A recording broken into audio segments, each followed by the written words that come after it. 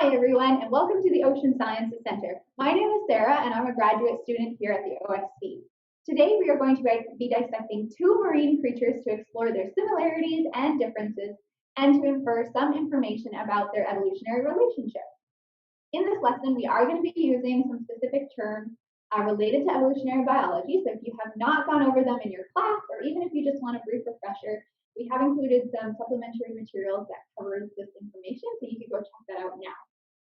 Today, we are going to be looking at a group of animals called echinoderms. The name echinoderm means spiny skin in Latin, and they are exclusively found in the ocean. There are actually hundreds of different echinoderm species, but a couple of examples of the classes include sea stars, brittle stars, urchins, and sea cucumbers. You might actually be familiar with a few of these. Today, we are going to be using phylogeny to connect the similarities and the differences between these two, sea cucumbers and sea stars.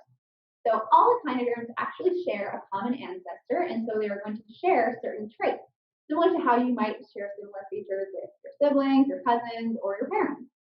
So here are some examples of the similarities to look for when we go through the dissection today. The first is pentaradial symmetry, meaning that echinoderms are actually divided equally into 5 different sections. And the second is their ossicles.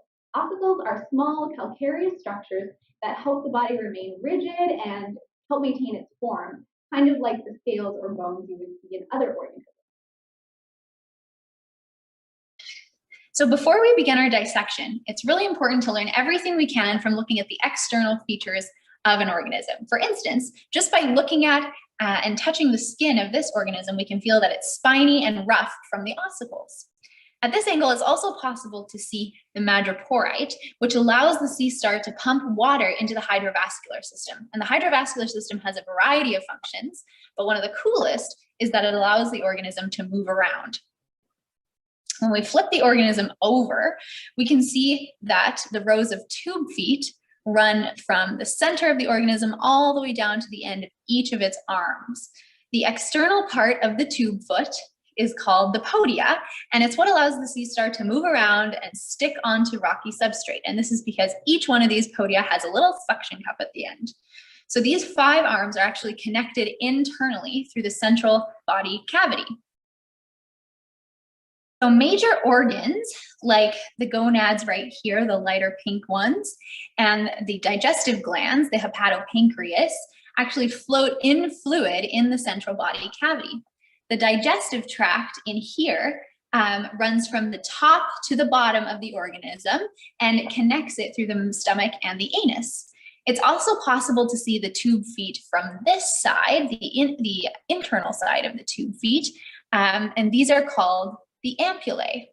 From here, they look a little bit like bubble wrap, and this is because when the organism gets agitated, it retracts its tube feet into their body cavity, pushing the fluid-filled tissue up to create these little bubbles.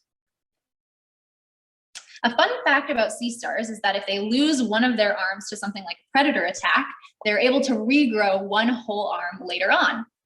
And some sea stars actually have little eye spots on each of their arm tips.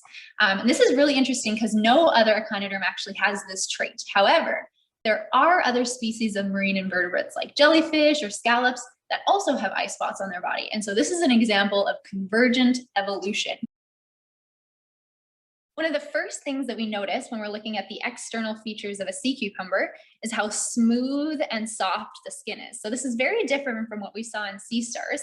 And it's also different from what we know about echinoderms being spiny-skinned animals. And the reason for this is because the ossicles in sea cucumbers are actually so small that you can't see them without a microscope, and you can't really feel them either. Another difference that we can see when we immediately look at the sea cucumber is that they're a long oval shape and don't have those arms that we saw in the sea stars. So what they actually have are 5 different rows of tube feet that run pentalaterally down the length of the body. Also, instead of having an external madreporite, sea cucumbers suck water into their body cavity through the anus. after dissecting, one of the first things that you're going to notice is the aquapharyngeal bulb, which is this organ right here. So this organ allows sea cucumbers to both extend and retract its tentacles for feeding. And the aquapharyngeal bulb connects to the digestive tract right here, which goes all the way down to the back of the organism. A unique feature of divergent evolution in sea cucumbers is the respiratory tree, which is this goopy mass right here, and it basically is just a set of water lungs. So this organ is really interesting, as all other echinoderms have external instead of internal respiratory tissue. And I know it doesn't look like much right now, but when it's inflated with water, it actually looks like a million tiny balloons. The gonads are also visible in this species. You can see them right here. They look a little bit like spaghetti. And here, if the organism is a female, they're going to look bright orange or red, whereas if they're male, they're going to look a lot more pink and light colored. Another fun fact about regeneration in organisms is that if sea cucumbers get really stressed out, they can actually puke up all their own guts and regrow them, similar to what we learned about in sea stars. And this would be like if you were able to regrow one of your arms or all of your large intestine. One of the organs that's really important in regeneration is called the Polian vesicle, and that's this big sac right here. And it's filled with hydrovascular fluid that has a bunch of really essential immune cells in it. Here's a quick recap of what we learned today. We learned that the phylogenetic tree can help us understand how organisms that may look totally different at a glance are actually related. These relationships are characterized by comparing traits they share from a common evolutionary ancestor. However, we also learned that through divergent evolution, even related animals that can have cool and quirky traits that are unique to each class or species. A neat fact that we learned from examining phylogeny today is that even though echinoderms look kind of alien, that they are actually the most closely related invertebrate group to humans, kind of like being our cousins, but 20 times removed.